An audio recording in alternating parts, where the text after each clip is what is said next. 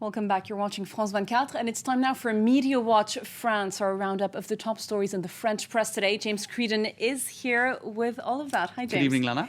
And we start with the Dominique Strauss-Kahn scandal. As often, it really ain't over till it's over. How many more angles can there be to one scandal? There is one new one you've got for Right. us today, and that's a shock declaration made by a former French Prime Minister, Michel Rocard, about Dominique Strauss-Kahn. That's right. What did he say? And, well, let's take a listen, and then we'll talk about it right Absolutely, afterwards. Il vous manque DSK? This man clearly had a mental illness, a difficulty in controlling his impulses. He's out of the political game now, and it's a pity. He had real talent, it's true.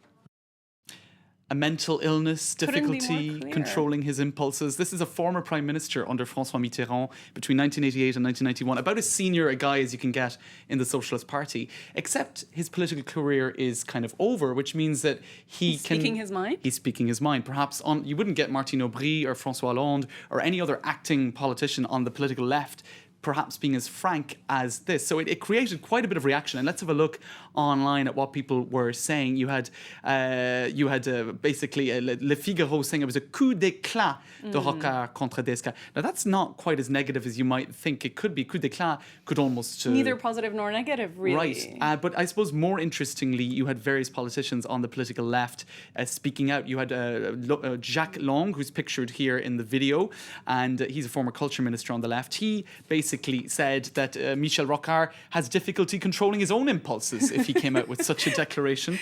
And Jacques Lang there scolding Michel Rocard. Exactly. That's what the headline said. Exactly. And then another big wig in the Socialist Party, Laurent Fabius, said, does Michel Rocard think he's some sort of international medical expert to have come out with statements like this? So they were being very critical indeed.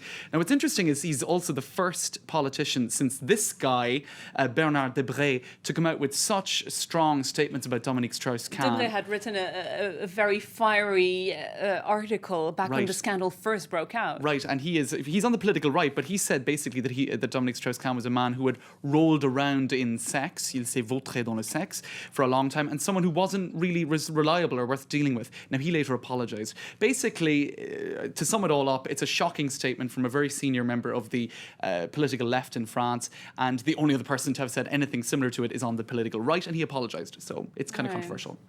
And we're staying with Dominique Strauss-Kahn, his whereabouts. He's still in the United States for now, and he visited his old offices at the IMF yesterday, a sort of goodbye visit. Exactly. There are reactions to that. Right, and the political, or I suppose that the media is trying to analyse the details of that meeting yesterday. What were the symbols? What was he trying to get across? Basically, they point out that he had a strained smile. He was driving his own car. It wasn't a Porsche, as he has been known to drive in the past. It was a simple Audi, a good family car. So, a lot of people analysing this. And if we have a look online, there's a blog belonging to the Nouvel Observateur magazine. Now, they say that his PR people were probably behind a lot of the details yesterday in Washington, D.C. They're trying to conjure up positive images of Dominique Strauss-Kahn after all of the negative talk related to sex and other such activities and in the past number of weeks. So he also apologised to the IMF, and they say in the Nouvel Observateur that this is probably the first of many apologies, and that he's slowly but surely perhaps trying to work his way back into being a credible political figure through this sort of a humble approach. Now, something similar is being said if we have a look at Libération. This is their Great America blog, if you can see it online. And but both of the journalists who write on that blog say that they think that this is the beginning of his attempts to restore his image, what they call Operation Redemption. He's carrying his own suitcases, driving his own car, apologising. The Dominique Strauss-Kahn who will return to France is a regenerated Dominique Strauss-Kahn, smiling, humble and modest. All right, and this being politics, of course, we can imagine that a lot of attention is being paid to every detail. Exactly.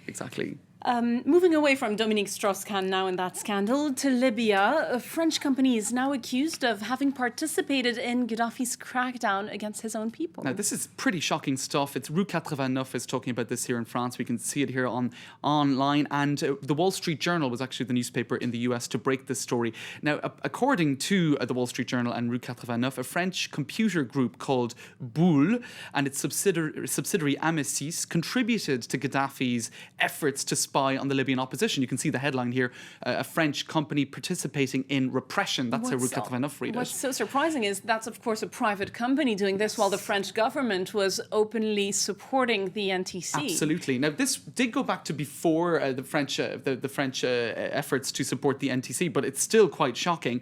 Basically, Gaddafi was very wary of the internet, even if only 100,000 people out of Libya's 6 million people used the internet.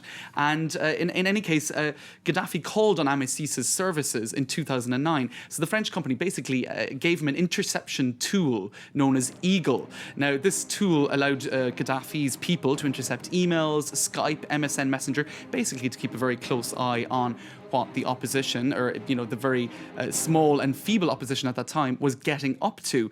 Now, the company's website has since been shut down, but rather surprisingly on the website, they were boasting about what Eagle could do and how it could allow basically for a whole country to be controlled. Can you imagine a private company boasting about that on its website?